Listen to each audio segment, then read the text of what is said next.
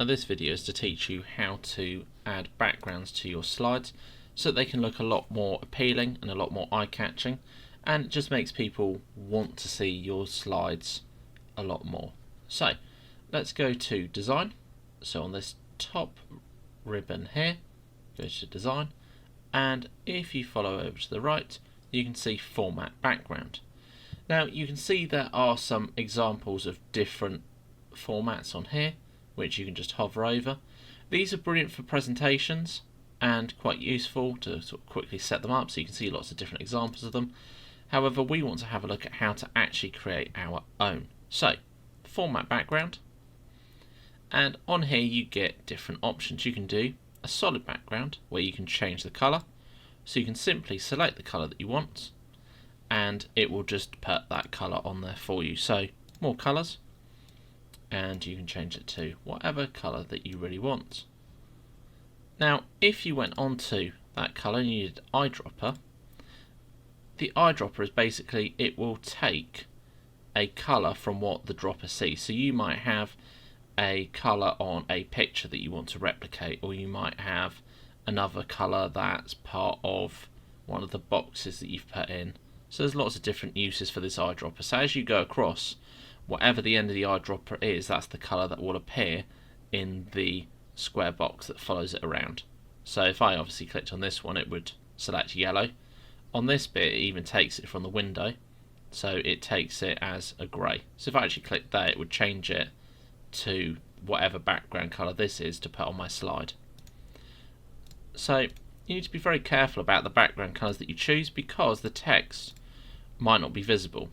So at the moment this text is black, so if I change this to black as well, you can't even see the text.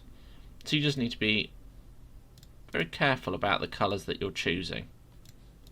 So if we went back to the background and change it back to white, you could do gradient fill.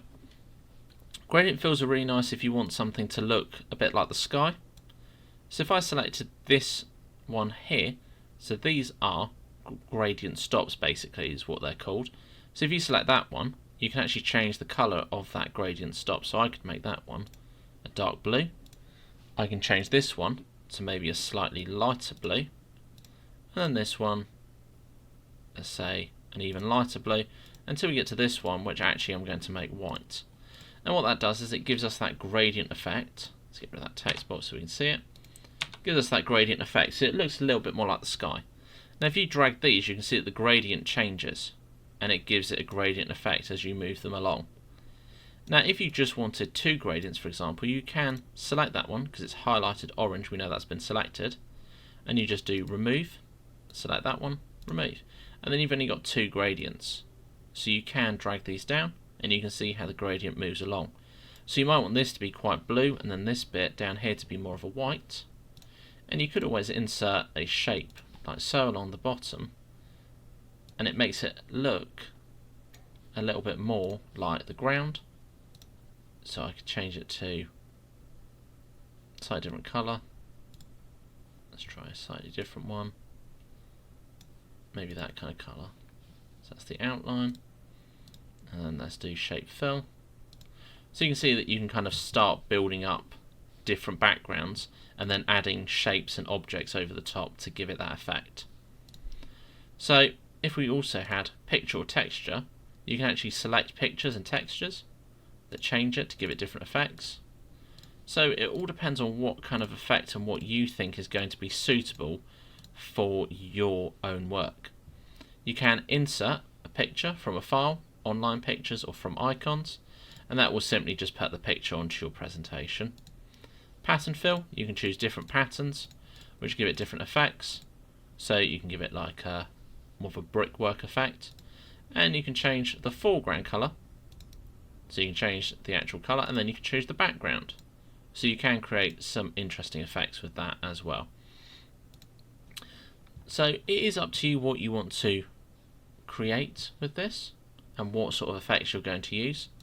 Just try and be a little bit creative, try some things out and see what works. See what's going to be eye-catching for someone viewing your presentations. It's really important that they are eye-catching and not just simply white or just a solid colour. And sometimes a solid colour, like if we compare that colour and then more of a gradient, you can see the difference. You can see that this one is a bit more interesting. It's got more going on. It's not just solid blue. So have a look at what you can do and see what you can achieve with these new skills.